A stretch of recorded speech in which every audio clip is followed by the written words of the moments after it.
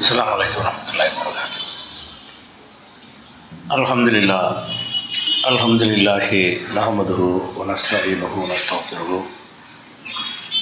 வ நஊது பில்லாஹி மின் ஷுரூரி அன்ஃபுஸினா வ மின் ஸய்யிஆத்தி அமாலினா மன் யஹ்திஹில்லாஹு ஃபலா முதில்ல லஹு வ மன் யுضللஹு ஃபலா ஹாதிய லஹு. வ அஷ்ஹது அன் லா இலாஹா இல்லல்லாஹு வஹ்தஹு லா ஷரீக லஹு வ அஷ்ஹது அன்ன முஹம்மதன் அப்துஹு வ ரசூலுஹு அம்மா பஅத். கண்ணியத்திற்குரிய எல்லாம் வல்ல அல்லாஹ் ஜல்ல ஷானஹு தஆலாவின் நல்லடியார்களே, இறைநேசர்கள், நல்லடியார்கள், அவுலியாக்கள் என்பவர்களை நாம் அறிந்து கொள்ள முடியாது. எந்த ஒரு மனிதரை பற்றியும் இவர் இறை நேசர் என்று நாம் தீர்மானிக்க முடியாது என்ற செய்திகளை கடந்த சில வாரங்களாக நம்ம தொடராக பார்த்து வருகிறோம். அந்த வகையில் அது போன்ற இன்னொரு நிகழ்வை இன்றைக்கு பார்க்கலாம். நபிகள் நாயகம் ஸல்லல்லாஹு அலைஹி வஸல்லம் காலத்தில் ஒரு போர்க்களத்தில் ஒருவர் வீர தீரமாக போராடுகிறார். பார்க்குறவர்கள்லாம் சொல்கிறாங்க, இவர் மாதிரி இன்னைக்கு யாரும் என்ன செய்யலை, களமாடலை, அந்த அளவுக்கு போராடுகிறார் என்று எல்லாருமே பாராட்டுறாங்க. போர்க்களத்தில் நின்று கொண்டு எதிரிகள் கூட்டத்துக்குள்ளே புகுந்து பல பேரை தாக்குகிறார், வெட்டுகிறார், அந்த மாதிரி தைரியமாக போராடுகிறார். அவருடைய செயலை பார்த்தோம்னு சொன்னால் ரொம்ப ஒரு ஆச்சரியப்படத்தக்கையில் இருந்தது. இப்போ சஹாபாக்கள்லாம் பேசிக்கிறாங்க, மா அஜிஸ மின்னல் யௌம அஹதுன் கமா அஜிஸ ஃபுலான், இந்த மனிதர் இன்றைக்கு வீரதீரமாக போரிட்டது போல நம்மளில் யாருமே போரிட்டு கிடையாது என்று எல்லாருமே போர்க்களத்திலே பாராட்டுறாங்க. இதை நபிகள் நாயகம் ஸல்லல்லாஹு அலைஹி வஸல்லம் காதில் இந்த பாராட்டு விழுது. அப்போ ரசூலுல்லாஹ் சொல்கிறாங்க, அமா இன்னஹு மின் அஹ்லின் நார், அவர் நரகவாசி, அவர் உயிரை தியாகம் செய்கிறதுக்கு போயிருக்கிறார். போய் ஏனோ தானான்னு போரிடலை, தீவிரமாக போரிட்டார்னு சொன்னால் மரணத்துக்கு நெருங்குறார். தீவிரமாக போரிட்டால் இவர் எப்படி எதிரிகளை தாக்குகிறார், அது மாதிரி எதிரிகள் இவரை தாக்குவதற்கு அதிக வாய்ப்பு இருக்கிறது. அந்த மாதிரி வாய்ப்புகளை எதிரிக்கு கொடுத்து போராடுறாருன்னு சொன்னால் இவருடைய தியாகத்தில், வீரத்தில் யாருமே குறை காண முடியாது. அந்த அடிப்படையில் தான் சஹாபாக்கள் என்ன செய்கிறாங்க, இவ்வளோ தீவிரமாக இவர் மாதிரி யாரும் செய்யலை, இன்னைக்கு இந்த களத்தில் இவர் தானே நல்லா போராடினார் என்று பாராட்டுறாங்க. அப்போ ரசூல் ஸல்லல்லாஹு என்ன செய்கிறாங்கன்னு கேட்டால், இவர் நரகவாசின்ட்டாங்க. இந்த பாராட்டை கேட்டுவிட்டு நரகவாசி இவர் அப்படிங்கிறாங்க. எதனால நரகவாசின்னு விளக்கலை. அந்த கேட்டுக்கிட்டு இருந்த ஒரு ஆள் என்ன செய்கிறாருன்னு கேட்டால், ரசூல் ஸல்லல்லாஹு அலைஹி வஸல்லம் இவரை நரகவாசின்னு சொல்லிட்டாங்க, ஏன் நரகவாசின்னு நம்ம கண்டுபிடிக்கணும் என்று சொல்லி இவரை பின்தொடர்ந்த போர்க்களத்தில் கூட என்ன செய்கிறாருன்னா, இவர் வேலை அவரே தான் ஃபாலோ பண்ணுறாரு. இவர் என்னெல்லாம் செய்கிறார், நரகவாசிக்குள்ள காரியம் எதையே செய்கிறாரா, இவருடைய செயல்பாட்டில் ஏதாவது பிரச்சனை இருக்குதா என்று சொல்லி அந்த வீரமாக போரிடக்கூடிய அந்த நபரை இன்னொரு நபர் என்ன செய்கிறார், இதை கேட்டவரை ஃபாலோ பண்ணிக்கிட்டே போகிறார். போனால் கடைசியில் ஒரு இடத்துல போர்க்களத்துடைய இறுதி நேரத்தில் என்ன செய்யுதுன்னா, இவருக்கு ஒரு காயம் ஏற்பட்டுருது. காயம் ஏற்பட்டவுடனே ரத்தம் பீரிட்டு அடிக்கிறது. யாருக்கு, அந்த வீர தீரமாக போரிட்டார்ல அவருக்கு. அப்போ அவருக்கு வேதனை தாங்க முடியாமல் துடிக்கிறார், கடுமையான வேதனையாக இருக்கிறது.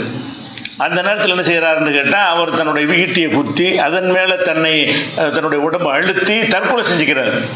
இந்த வேதனை தாங்க முடியாமல் தற்கொலை செய்து கொள்கிறார். இஸ்லாத்தை பொறுத்த வரைக்கும் தற்கொலைங்கிறது பயங்கரமான குற்றம். தற்கொலை செய்தவருக்கு நபிகள் நாயகம் ஸல்லல்லாஹு அலைஹி வஸல்லம் அவர்கள் ஜனாசாவை தொழுவிக்க மாட்டாங்க. ஒருத்தர் தற்கொலை செஞ்சிட்டார்னு கொண்டு வர்றாங்க, நான் தொழுவிக்க மாட்டேன் என்று நபி ஸல்லல்லாஹு அலைஹி வஸல்லம் அவர்கள் ஜனாசாவே தொழுவிக்க மறுத்துட்டாங்க. ஏன்னு கேட்டால், ஒரு மற்ற பாவங்கள் செஞ்சான்னு சொன்னால் திருந்துறதுக்கு ஒரு சான்ஸ் இருக்குது. தற்கொலை கடைசி காரியம். எப்படி இதுக்கு தௌபா எப்படி செய்வான் அவன்? எந்த ஒரு தப்பையும் ஒருத்தன் தப்பு செஞ்சுட்டோன்னு உணர்றதற்கு வாய்ப்பு இருக்குதுல்ல. இன்னைக்கு தப்பு செய்வான், நாளைக்கு உணர்வான், திருந்துறதுக்கு வாய்ப்பு இருக்குது. தற்கொலை செய்தவன் அவனுடைய கடைசி காரியம் அதுதானே. அந்த செயலுக்கு மன்னிப்பு கேட்குற வாய்ப்பு கூட அவனுக்கு இல்லை. அந்த மாதிரி இருக்கிறதுனால அதை கடுமையான குற்றமாக இஸ்லாம் சொல்லி தந்திருக்கிறது. அப்போ இவர் உயிரை தியாகம் செஞ்ச போனவர், உயர்ந்த இடத்தை அடையணும் என்பதற்காக போனவர் மாறான செயலை செய்கிறார். நரகத்தில் தள்ளக்கூடிய ஒரு காரியத்தை செய்கிறார். அப்போ தற்கொலை செஞ்ச உடனே அந்த ஆள் ஓடி வர்றார். யார் கூடவே ஃபாலோ பண்ணி போனார்ல, அவர் ஓடி நபி ஸல்லல்லாஹு அலைஹி வஸல்லம் அவர்களை பார்த்து சொல்கிறார், அல்லாஹ்வுடைய தூதரை, நீங்கள் அல்லாஹ்வுடைய தூதர் தான் என்பதை நான் மீண்டும் ஒரு தடவை நான் உறுதிப்படுத்துகிறேன். உறுதி கூறுகிறேன் அப்படிங்கிறாரு. என்னப்பா செய்தின்னு கேட்குறாங்க. நீங்கள் ஒரு ஆள் நரகவாசி, நீங்கள் அவரை பார்த்தா நரகவாசி மாதிரியே இல்லை. அவருடைய செயல்பாடுகளை பார்த்தால் சொர்க்கவாசிக்குரிய செயல்களாகத்தான் இருக்கிறது.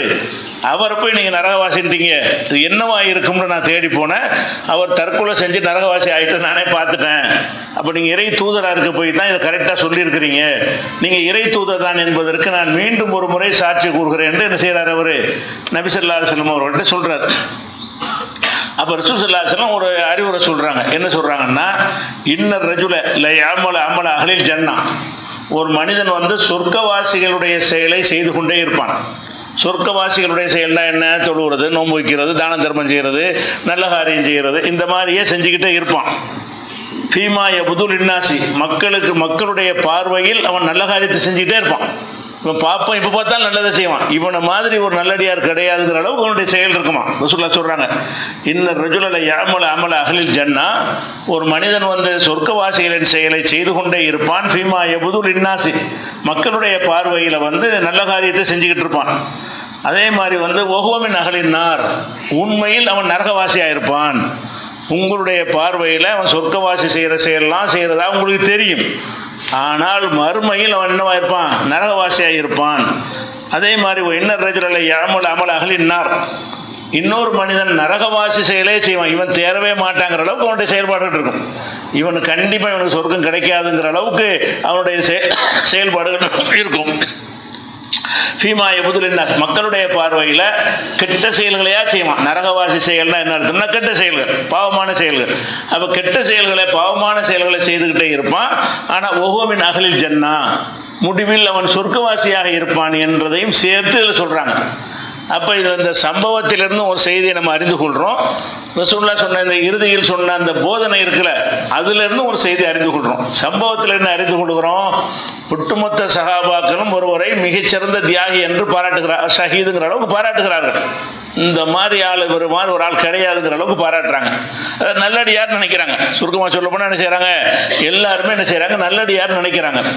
நல்லடியார்னு நினைப்பதற்கு ஏற்றவாறு தான் அவருடைய செயலும் இருந்துச்சு. பொய்யா நினைக்கல, கண்ணால் பார்க்குறாங்க. வீரதீரமாக போராடுறாரு. வீரதீரமாக போர்க்குளத்தை போராடுவது ஒரு நல்லடியார், மறுமையை நம்புகிற ஒரு ஆளுக்கு ஒரு அடையாளம் என்று தெரிகிறது. அப்போ எல்லாரும் இந்த அடையாளத்தை பார்த்து விட்டு சொர்க்கவாசிகள்னு முடிவெடுக்கிறாங்க. வஹி தொடர்பு இருந்த காரணத்தினால் ரசூல் ஸல்லல்லாஹு அலைஹி வஸல்லம் அறிவிச்சு கொடுத்துட்டான். இவர் இந்த மாதிரி தான் அவர் இறந்து போவாருங்கிற செய்தியை சொல்வதற்காக வேண்டி ரசூலுல்லாஹ் ஏன் சொன்னாங்கன்னா, வஹி வந்தால் சொல்லிடுவாங்க, அவங்க மற்ற யாரும் சொல்ல முடியாது. அப்போ ரசூல் ஸல்லல்லாஹு என்ன செய்கிறாங்கன்னா, இவரை போய் இப்படி புகழ்கிறாங்களே, இவருடைய இறுதி முடிவு இப்படிலாம் இருக்குது, எல்லாம் சொல்லியிருக்கிறானே, இவரை போய் சொர்க்கவாசிங்கிறாங்களேன்னு சொல்லி அவர் நரகவாசின்னு ரசூலுல்லாஹ் என்ன செய்கிறாங்க, சொல்கிறாங்க. அந்த முடிவு நரகவாசின்னு சொன்னதை கூட அது எந்த காரணத்தையும் தெளிவுபடுத்தாமல் போல இந்த சம்பவத்தில் எல்லாம் காட்டி வர கொடுத்துட்றான். அவர் தற்கொலை தான் செஞ்சார் என்பதற்கு ஒரு சாட்சியையும் வைத்து அவரே இந்த வாக்குமூலத்தை தரக்கூடிய ஏற்பாட்டையும் எல்லாம் செய்கிறான். அப்போ எவ்வளவு பெரிய வீர தீரமான காரியங்களை செய்த காரணத்தினாலையும் ஒருவரை நல்லடியார் நம்ம தீர்மானிக்க முடியாது. தீர்மானிச்ச ஆட்கள்லாம் யாரு? நம்மளை மாதிரி ஆட்களா? சஹாபாக்கள். அவர் நல்லடியார்னு நினைச்ச ஆட்கள்லாம் யாரு? நல்ல சஹாபாக்கள் தான் தீர்மானிக்கிறாங்க, இவர் நல்ல ஆள் தான். அப்போ சஹாபாக்கள்லாம் நல்லடியார்னு தீர்மானிச்சா கூட உண்மையில் அப்படி இருக்கலை, நல்லடியார இருக்கலை. அப்போ நம்ம என்ன பண்ணுறோம், அவர் அவுளியா, இவர் அவுளியா, இவர் மகான், இவர் பெரியார் என்று எல்லாம் பேசிக்கங்க தான். இணை வைத்தல் உண்டானது காரணமே இந்த அவுளியா பட்டம் கொடுக்கறது தான். யாரையும் நல்லடியார்னு சொல்ல ஒன்று என்ன தேவை இருக்கிறது? நல்லா கேட்பானா? அவரை ஏன் நல்லடியார்னு சொல்லவில்லை நல்லா கேட்பானா? அவரை ஏன் கொண்டாடவில்லை என்று நல்லா இதை கேள்வி கேட்பானா? ஒருவரை நல்லடியார் கெட்டடியார் முடிவு செய்கிற வேலையை நம்ம வேலை. நம்ம நல்லடியாரை நடக்க முயற்சி பண்ணணும், நம்ம கெட்டடியார் ஆகாமல் இருப்பதற்கு முயற்சி பண்ணணும். அதுதான் இஸ்லாத்தினுடைய போதனையை தவிர அவர் நல்லடியார் இவர் நல்லடியார்னு சொல்லிக்கிட்டு நான் நல்லடியார் இருக்க மாட்டேங்கிறான். நீ அவரையே நல்லடியார், நீ நல்லடியார் இருக்க வேண்டியதானே? அப்போ இவன் நல்லடியார் அவரை பற்றி சிந்திக்காமல் அடுத்தவர் நல்லடியார் தீர்ப்பளித்தான் என்று சொன்னால் அங்கே அல்லாஹ்வுடைய அதிகாரத்தை கையில் எடுத்துக்கொள்கிறான். அல்லாஹ்வுக்கு தான் ஒருத்தர் நல்லடியார் என்பது தெரியும், எனக்கும் தெரியுங்கிறான். அப்போ அல்லாஹ்வோடு போட்டி போடக்கூடியவனாக இருக்கிறான் என்பது இதிலிருந்து விளக்குகிறது. அடுத்த ரசூலுல்லாஹ் செஞ்ச அறிவுரை இருக்குல்ல, அந்த அறிவுரை எப்படி வருது? மக்களுக்கு பார்வையில் நல்லதே தான் செஞ்சுக்கிட்டு இருப்பான். அப்படின்னா ஒன்று ரெண்டு நல்லது செய்யலை, செய்கிறதெல்லாம் நல்லதாக இருக்கிறது, செய்கிற காரியமெல்லாம் சொர்க்கவாசியின் செயலாகவே இருக்கிறது.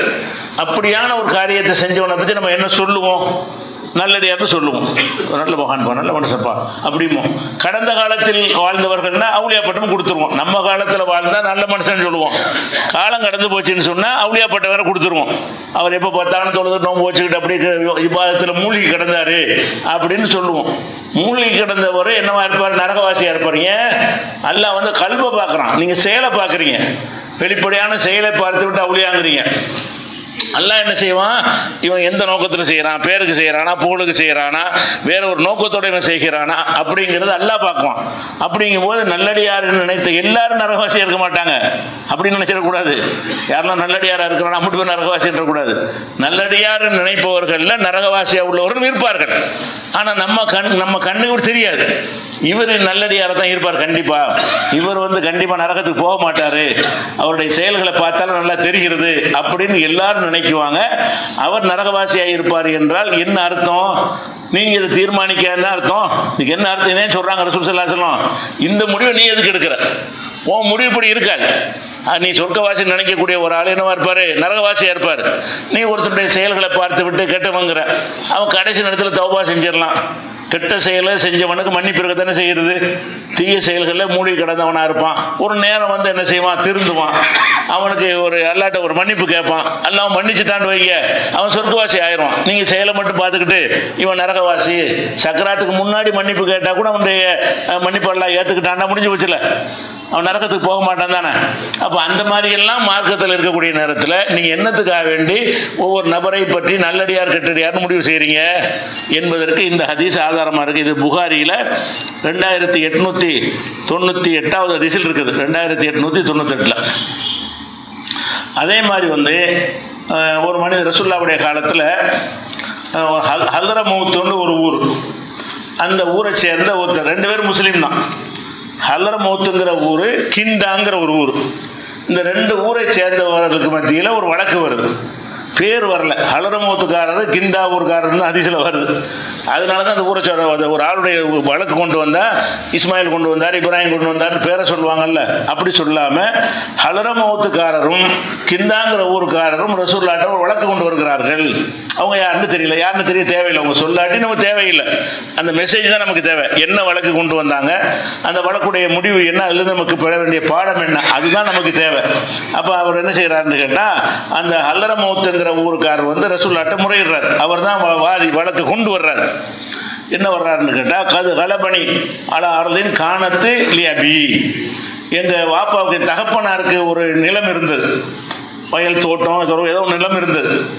அந்த நிலத்தை வந்து இவர் வந்து தனதாக்கி கொண்டார், தன் கையில் வைத்து கொண்டிருக்கிறார். ஒரு ஆள் மேலே, அந்த கிந்தாங்கிற ஊர்க்காரர் மேலே என்ன செய்கிறாங்க, ஹல்ரமௌத்துக்காரர் புகார் கொடுக்குறாரு. எங்கள் வாப்பாவிட்டேருந்து உள்ள ஒரு சொத்து அது, எங்கள் வாப்பா மரணித்த பிறகு, என் தகப்பன் இறந்த பிறகு இவர் கைப்பற்றி வைத்து கொண்டாரு, எனக்கு தரமாட்டேங்கிறாரு, என்னுடையது இல்லைன்னு மறுக்கிறாரு, அதை வாங்கித்தாங்க, எனக்கு வாங்கித்தாங்கன்னு கேஸ் தான் கேஸ். அப்போ அவரையும் கூப்பிட விட்டுறாங்க ரசூல் ஸல்லல்லாஹு அலைஹி வஸல்லம். என்னப்பா உன் விஷயம் என்னன்னு. அவர் என்ன செய்கிறாருன்னு கேட்டால், அது என்னுடைய நிலம் தான், அது நான் தான் அதில் விவசாயம் பண்ணிக்கிட்டு இருக்கிறேன், அதுக்கு ஆதாரம் காட்டுறாரு. நான் தான் விவசாயம் பண்ணிக்கிட்டு இருக்கிறேன், என் கைவசத்தில் தான் இருக்கிற ஆதாரங்களை நிறைய அடுக்கிற. அவர் என்ன ஆதாரம் கேட்டாரு, இப்போ பொசிஷனில் நான் தான் இருக்கிறேன், நான் தான் என்ன செய்கிறேன், நீர் பாய்ச்சுறேன், வயல் விவசாயம் பண்ணுறேன், எல்லாம் செஞ்சுக்கிட்டு இருக்கிறேன். அவருடைய இதாக இருந்தால் அவர் விவசாயம் பண்ணிகிட்டு இருப்பார். இப்போ என் கண்ட்ரோலில் தான் இருக்கிறது, இதில் வந்து அவருக்கு எந்த உரிமையும் கிடையாது அப்படின்னு சொல்லி இவர் சொல்கிறார்.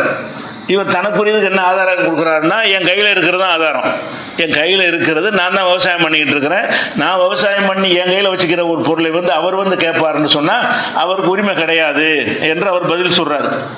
அப்போ வழக்கு கொண்டு வந்தார்ல ஹல்ரமௌத்துக்காரர், அவர்கிட்ட ரசூலுல்லாஹ் கேட்குறாங்க, அலக்க பையினத்துன், உங்ககிட்ட ஆதாரம் வச்சுக்கிறியா, அதாவது உன்னுடையதுன்னு சொல்லி உங்கள் வாப்பா உன் தந்தையுடைய நிலம் என்று சொல்கிறார். உன் தந்தையுடைய நிலம் என்றால் அதுக்கு ஏதாவது எவிடன்ஸ் ஆதாரம் வேணும்ல. இந்த காலத்து ஆதாரங்கிறது பத்திரம், பேப்பர் தான் ஆதாரம். அந்த காலத்தில் ஆதாரம்ங்கிறது சாட்சிகள் தான். அந்த காலத்தில் ஆதாரம்னா என்னது, சாட்சிகள் மூலமாக தான் நிறுவ முடியும். சொத்துக்களை பதிவு செஞ்சு பத்திரம் வாங்கி வச்சுக்கிறதுலாம் கிடையாது. அவர் 2 எங்கள் வாப்பாட்ட தான் இருந்துச்சுன்னு சாட்சியில் ஒரு நிப்பாட்டலாம்ல, சின்ன விஷயம் தானே, என் தகப்பனாட்டம் தான் இருந்துச்சு அப்படிங்கிறதுக்குரிய சாட்சியங்களை கொண்டு வந்து இத்தனாம் தேதி இவர் எடுத்துக்கொண்டார், நுழைந்துட்டாருன்னு இப்படியாவது ஒரு ஆதாரத்தை கொடுக்கணும். அவர்கிட்ட கேட்கும்போது என்ன செய்கிறாருன்னு கேட்டால், அலக்க பையினத்துன், உங்ககிட்ட ஆதாரம் வச்சுக்கிறியா, என்ன சொத்து அவங்க கையில் இருக்குது, நீ சொந்தம் கொண்டாடுற, அவன் ஆதாரம் காட்ட தேவையில்லை, அவன் கையில் வச்சுக்கிறனால தான் ஆதாரம். அவன் கையில் அந்த சொத்து இருக்கிறது தான் அவனுடையது என்பதற்கு ஆதாரம். உன்னுடையதுன்னு நீ சொல்வதாக இருந்தால் உன்னுடையது என்பதை நிரூபிக்கிறது ஒரு ஆதாரத்தை கொண்டாந்து வை. அந்த ஆதாரம் சரியாக இருந்துச்சுன்னா அவர்கிட்ட புரிஞ்சு உனக்கு தந்துடுவோம் கேட்குறாங்க. அவர் சொல்கிறாரு, எல்லாம் எனக்கு இல்லை, ஆதாரம்லாம் இல்லை, எங்கள் பாப்பா தான் வச்சுருந்தாரு, அதுக்கு ஆதாரம்லாம் இல்லை அப்படிங்கிறார். அப்போ ரசூலுல்லாஹ் சொன்னாங்க, அப்படின்னா உனக்கு கிடையாது, அது யார் கையில் இருக்குது அவருக்கு தான் கொடுக்கணும். ஆனால் நீ வழக்குன்னு கொண்டு வந்த காரணத்தினால் உன்னை திருப்திப்படுத்துவதற்காக வேண்டி அவரை சத்தியம் செய்ய சொல்லுவோம், அவ்வளோதான். அல்லாஹ் மேலே சத்தியமாக என்னுடையதுன்னு அவர் சொல்லணும். யார்? இந்த கிந்தாங்கிற ஊருக்காரர் சத்தியம் பண்ணணும். சத்தியம் பண்ணிட்டாருன்னு சொன்னால் அவர் எடுத்துக்கிடுவார். இந்த சத்தியம் எதுக்கு பண்ண சொல்கிறோம்? நீ வழக்குன்னு கொண்டு வந்துட்டீல, உன்னை மனநிறைவு செய்வதற்கு அல்லாஹ் எடுத்து சொல்லிட்டான்னு சொன்னால் விட்டுற வேண்டியதான். அவ்வளோதான். அல்லாஹ் மேலே சத்தியமாக என்னுடையது நீ சொல்லு, சும்மா சொல்லாத. உன் கையில் பொசிஷன் இருந்தாலும் அல்லாஹ்வின் சத்தியமாக என்னுடையதுன்னு சொல்லணும். அப்படி சொன்னால் அல்லாஹ் என்ன தண்டனை வேணாலும் எனக்கு கொடுப்பான், நான் அதுக்கு தயாராக இருக்கிறேன், அவ்வளோ அர்த்தம் அடங்கி இருக்கிறது. அல்லாஹ் மேலே சத்தியம் பண்ணி ஒரு பொருளை என்னுடையதுன்னு சொன்னால் அப்போ அல்லாஹ்வை நான் சாட்சியாக்கி விட்டேன், அல்லாஹ்ட்ட ஒப்படைச்சு விட்டேன். நான் தவறு செஞ்சால் அல்லாஹ் என்னை தண்டிப்பான், அதுக்கு நான் தயாராக இருக்கிறேன், இவ்வளோ அர்த்தம் அடங்கி இருக்கிறது. சத்தியம் பண்ணி உரிமை கொண்டாடினால் இவ்வளோ பொருள் இருக்குது. அவர் தான் அல்லாஹ் பேரில் ஒப்படைச்சிட்டார்லப்பா, விட்டுட்டு போன்னு சொல்லிட்டாங்க. அப்போ இவர் என்ன செய்கிறாருன்னு கேட்டால், அல்லாஹ்வுடைய தூதரே அந்த சத்தியம் பண்ண சொல்கிறீங்க, அவர் ஒரு கெட்ட மனுஷன், நல்ல ஆள் கிடையாது, என்ன வேண்டாலும் செய்வார், எதுக்கு வேண்டாலும் சத்தியம் செய்வார், எதுலையும் பேணுதலாக இருக்க மாட்டார், அவரை போய் சத்தியம் செய்ய சொன்னீங்கன்னா 1000 சத்தியம் பண்ணுவார், அது எப்படி சரியாக வரும்னு அவர் கேட்குறார். இவர் கேட்குறார், அல்லது வழக்கு கொண்டு வந்தவர் கேட்குறாரு, சத்தியம் பண்ண சொல்லாதீங்க, அவர் பண்ணுவார், தாராளமாக பண்ணுவார், அவர் சொத்தா இல்லாட்டாலும் பண்ணுவார், அப்படியானவற்றை நீங்கள் எப்படி கேட்குறீங்கன்னு அவர் எடுத்து கொடுக்குறாரு. அப்போ ரசூலுல்லாஹ் என்ன செய்கிறாங்கன்னு கேட்டால், சத்தியம்தான், அதான் சட்டம் அப்படின்ட்டாங்க. சொல்லிட்டு என்ன செய்கிறாங்கன்னு கேட்டால், லைன் ஹலஃபாலா மாளிகி லியகுல்ஹு லுல்மன், அநியாயமாக இந்த சொத்தை சாப்பிடுவதற்கு ஒரு சத்தியம் செய்து இருப்பாரையானால் மறுமை நாளில் அவரை அல்லாஹ் புறக்கணிக்கும் நிலையில் காண்பார், அங்கே அல்லாஹ் பார்த்துக்கிருவான், அவ்வளோதான் எனக்கு சொல்ல முடியுமே தவிர சட்டம் இதுதான் சொல்லிடுறாங்க. அப்போ ஒரு மனிதர் ஒரு பொய் சொல்லக்கூடியவர் பேணுதலாக இருக்க மாட்டார்னு குற்றச்சாட்டு வைக்கப்படுகிறது. அதையெல்லாம் ரசூலுல்லாஹ் விசாரிக்கலை. பேணுதலாக இருப்பாரா, அது சொல்ற உண்மை, அதெல்லாம் விசாரிக்கலை. சட்டம்னா என்ன? யாருடைய சொத்து கையில் இருக்குது அவருக்குரியது தான். யார் சொந்தம் கொண்டாடுறாங்களோ ஆதாரம் கொண்டு வரணும். உலகத்தில் இப்படி தான் நம்ம தீர்ப்பளிக்க முடியும். அப்போ ரசூல் ஸல்லல்லாஹு என்ன செய்யலை, வந்தவுடனே நீ தான் உண்மையை சொல்கிற, நீ தான் பொய் சொல்கிறேன்னு தீர்ப்பளிக்கலை. அது தெரியாது யார் நல்லவன், இந்த வழக்கில் யார் நல்லவனுங்கிறது ரசூலுல்லாஹ்வுக்கு தெரியாது. எதை வச்சு முடிவு பண்ணுறாங்க? ஆதாரத்தை கேட்குறாங்க. இவர் ஆதாரம் காட்டியிருந்தா இவருக்கு உள்ளதுன்னு இருப்பாங்க, இவர் ஆதாரம் காட்டலைன்னா அவருக்குரியதுங்கிறாங்க. அப்போ வெளிப்படையான செயல்களை வைத்து என்ன செய்கிறாங்க, முடிவு செய்கிறாங்க. இவர் அந்த மனிதர் மீது என்ன செய்கிறாரு, பெரிய குற்றம் சுமத்துக்கிறார். அவர் பாஜர், பொய்யர், அவர் எதுக்கு வேணாலும் சத்தியம் செய்வார், பேணுதல் இல்லாத ஆள்னு சொல்கிறார்ல. பேணுதல் இல்லாத ஒரு ஆளாக இருந்தால் கூட அதை ரசூலுல்லாஹ் கவனத்தில் கொள்ளவே இல்லை. அது அல்லாஹ் பார்த்துக்குறோம். நீ ஆதாரத்தை நீ கொண்டு வரணும். இப்போ இந்த 2 பேரில் யார் பக்கம் நியாயம் இருக்குது? இந்த சொத்தை கையில் வச்சிருக்கிறார்ல, அவருடைய சொத்துன்னு தீர்ப்பளிச்சிட்டார். அப்போ இவர் யார் பொய்யர்னாவது, அப்படித்தானே? பொய் வழக்குண்டாவதுல நிரூபிக்க முடியவில்லை என்று சொன்னால் யாருக்கு சாதகமாக தீர்ப்பு அளிக்கப்பட்டுச்சோ அவர் பக்கம் ஹக்கு இருக்கிறது, யாருக்கு பாதகமாக இருந்துச்சோ அவர் பக்கம் தவறு இருக்கிறது, அவர் மேலே தான் பிழை இருக்கிறது என்று தான் இந்த தீர்ப்பிலிருந்து அறிந்து கொள்ள முடியும். ஆனால் ரசூலுல்லாஹ் என்ன செய்கிறாங்கன்னு கேட்டால், இது வெளிப்படையாக உள்ளது தான் எனக்கு தீர்ப்பு அளிக்க முடியும். பொய் சத்தியம் செஞ்சது அல்லாஹ்ட்ட மாட்டிக்கிறாரு, நான் சொல்வது 100% கரெக்டு கிடையாது, ஆனால் ஆதாரம் இல்லை, அவன்கிட்ட ஆதாரம் இல்லை, அவன் கையில் பொசிஷன் வச்சிருக்கிறான், இதுக்கு இதான் தீர்ப்பு சொல்ல முடியும். உலகத்தில் இப்படித்தான் முடிவு செய்ய முடியும். ஆனால் அவர் கெட்டது செஞ்சிருந்தார்னு சொன்னால் அது இறைவன் பார்த்துக்கிறோம், இறைவனுக்கு தான் தெரியுமே தவிர எனக்கு தெரியாது என்று ரசூல் ஸல்லல்லாஹு அலைஹி வஸல்லம் என்ன செய்கிறாங்க, அதில் இருந்து ஒதுங்கி கொள்கிறார்கள். அப்போ இதில் என்ன விளங்குதுன்னு கேட்டால், இந்த 2 பேரில் யார் நல்லவர் யார் கெட்டவருங்கிற டாபிக்லாம் கிடையாது. ஆதாரத்தை கொண்டு வந்தால் அவனுக்கு ஒரு பொய் ஆதாரமாக இருந்தாலும் சரி, இவர் அபகரித்து கூட வச்சிருக்குதான்னு வைங்க, அப்படி வச்சிருந்தாலும் அவருக்குரியது தான். அபகரித்து வைத்து கொண்டாருன்னு சொன்னால் நீ ஆதாரம் காட்டு அபகரித்ததுக்கு. இதுக்கு முன்னாடி இத்தனாம் தேதி வரைக்கும் நான் தான் வச்சுக்கிட்டு இருந்தேன், இத்தனாம் தேதி தான் உள்ள நுழைஞ்சு எடுத்துக்கிட்டாருன்னு எனக்கு ஒரு ஆதாரம் சாட்சியை கொண்டாந்து காட்டணுமா இல்லையா? உங்கள்கிட்ட ஆதாரம் இல்லை என்று சொன்னால் நாம் மனிதர்களாகிய நாம் என்ன செய்வோம் என்று கேட்டால் வெளிப்படையான விஷயத்தை தான் பார்ப்போம். வெளிப்படையான விஷயம் என்ன, யார் பேரில் இருக்குது, இந்த காலத்தில் என்ன பார்ப்போம், பத்திரத்தை பார்ப்போம். அந்த காலத்தில் சாட்சிகளை பார்ப்போம். ஒரு வீடு இருக்கிறது, அந்த வீட்டில் ஒருத்தர் குடியேறி என் வீடுங்கிறான். இந்த காலத்தில் என் வீடுன்னு சொன்னால் நம்ம என்ன செய்வோம், இவன்ட்டு கேட்போம், இன்னொருத்தன் உன் வீடுங்கிறப்ப என்ன ஆதாரம், அவன் என்ன செய்வான், தாய் பத்திரத்தை எல்லாத்தையும் கொண்டாந்து போடுவான். இந்த இருக்கு எங்கள் வாப்பா பேரெல்லாம் பதிவாக இருக்குது, நான் தான் வாரிசு, இந்த இருக்கு சர்டிஃபிகேட்டு, இவன் வந்து உள்ளே நுழைஞ்சிட்டான்னு சொல்லி காட்டினா நம்ம வந்து ஆதாரத்தை காட்டுமோ அவனை வெளியேற்றிடலாம். ஆதாரம் காட்டியதுனால அந்த காலத்தில் அந்த மாதிரியான ஆதாரம் காட்டக்கூடிய தன்மையெல்லாம் இல்லை. நிலம் என்பது ஊருக்கு வெளியே இருக்கக்கூடிய ஒரு விஷயம். அவர் வாப்பா வச்சிருந்தாரு, யார் பார்த்துருக்க மாட்டாங்க, சாட்சிக்கு ஆள்லாம் இருக்காது, அவர் சாட்சி கொண்டு வர முடியலை. அப்போ மார்க்க தீர்ப்பு என்னன்னு கேட்டால், அவன் கெட்டவனாக இருந்தால் கூட அது நம்ம வேலை கிடையாது, அவன் பக்கம் தீர்ப்பளிப்போம். அந்த தீர்ப்பை மட்டும் பார்த்தா எப்படி தெரியும், இவர் பொய் வழக்கு அவர் மெய் வழக்குன்னு தெரியும். அப்படித்தானே தெரியும்.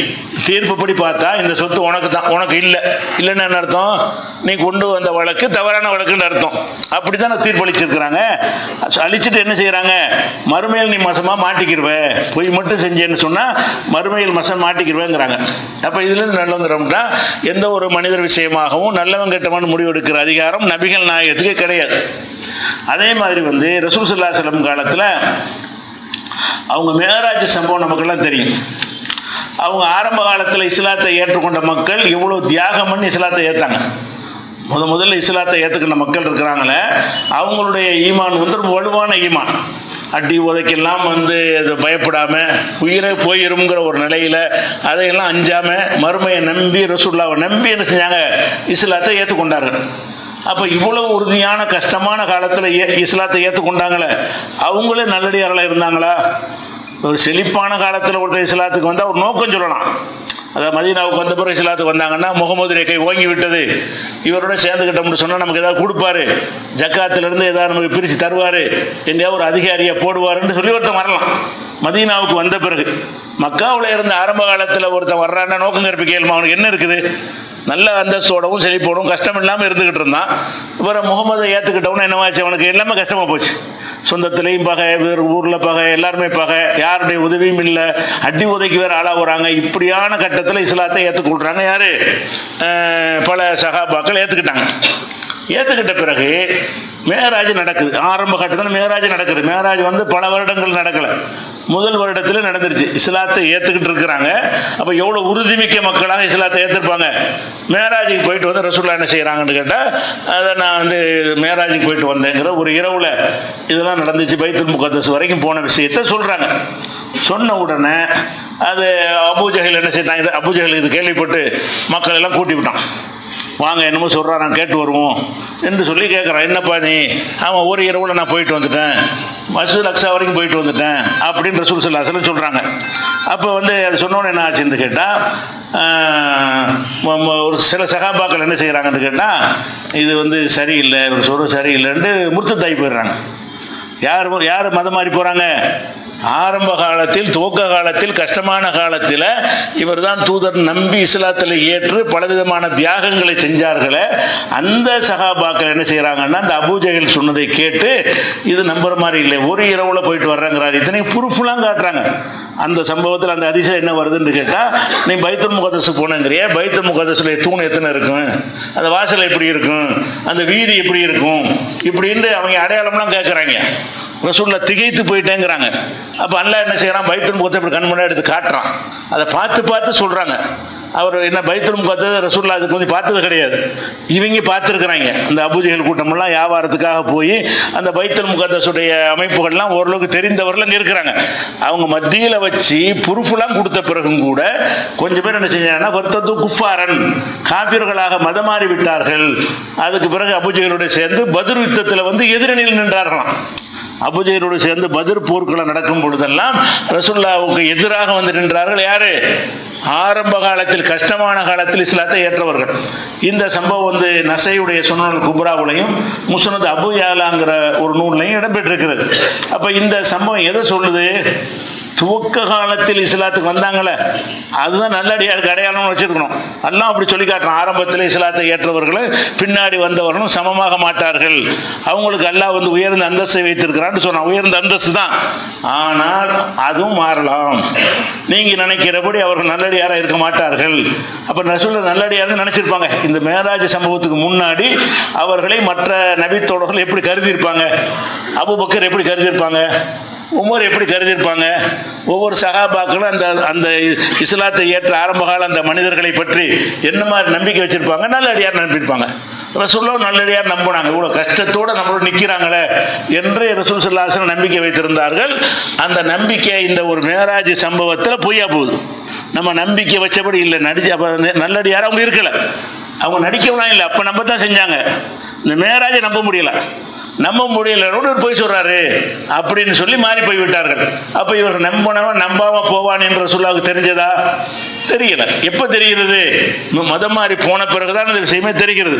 இது அகமதுல 2218வது ஹதீஸ்ல இருக்கிறது. அப்ப இதெல்லாம் எதை காட்டுதுன்னா, ஆரம்ப காலத்தில் தியாகம் பண்ண இவங்கெல்லாம் போங்கன்னு கற்பனை பண்ண முடியாது. அவங்க அந்த கஷ்டமான நேரத்தில் இஸ்லாத்தை ஏற்றுக்கொண்டாங்களே, அந்த கஷ்டத்தில் தாங்கி கொண்ட ஒருவனால் திரும்பி வந்த வழியே போக முடியாது என்று நம்மளாம் நினைக்குவோம். ஆனால் அவங்களும் போயிட்டாங்க. அப்போ தான் ரசூலுல்லாஹ்வுக்கு தெரியுது, இவன் நல்லவன் நினச்சிக்கிட்டு இருந்தவன் இவன் இந்த மாதிரி நம்பாம வெளியே போயிட்டானே, காபிரா போயிட்டானே, இப்போ நரகவாசி ஆயிட்டானே. ஆரம்ப காலத்தில் இஸ்லாத்தில் ஏற்கும்போது சொர்க்கவாசியாக ரசூலுல்லாஹ் கருதுறாங்க. அப்படித்தான் கருதி இருப்பாங்க, எல்லாரும் கருதி இருப்பாங்க. அப்போ மதம் மாறி போயினவுடனே என்னவாயிருச்சுன்னு இதை காரணம் காட்டி போன உடனே நரகவாசிங்கிறது உறுதியாகிவிட்டது. இஸ்லாத்தோடு பத்ர் போரில் வரைக்கும் எதிர்த்து நிற்கிற அளவுக்கு துணிவா பக்கத்தில் நின்று போராடின ஆளுக்கு பத்ர் போரில் அந்த அணிகளை சேர்ந்து எதிர்த்து போரிட வர அளவுக்கு மாறிட்டாங்கன்னா பாருங்களேன். அப்போ இப்படி மாறுவாங்கன்னு யாராவது கற்பனை பண்ணாங்களா? அப்போ நல்லவர் கெட்டவர் இதெல்லாம் வச்சுக்கிட்டு முடிவு எடுக்காதீங்க. அந்த தியாகம் பண்ணார், இந்த தியாகம் பண்ணார், அப்படி செஞ்சார், இப்படி செஞ்சார், இரவெல்லாம் நின்று வணங்கினார், பள்ளிவாசலில் கதின்னு கிடப்பார், இதெல்லாம் பேசக்கூடாது. இதை வச்சுலாம் நினைச்சக்கூடாது. யாரையும் அவுலியா மகான் என்றெல்லாம் சொல்வதற்கு நமக்கு அதிகாரம் கிடையாது. அது அல்லாஹ்வுக்கு பிடிக்காது என்பதை பார்க்கிறோம். இது குறித்த இன்னும் சில விஷயங்களை இன்ஷா அல்லாஹ் அடுத்தடுத்த வாரங்களை பார்க்கலாம்.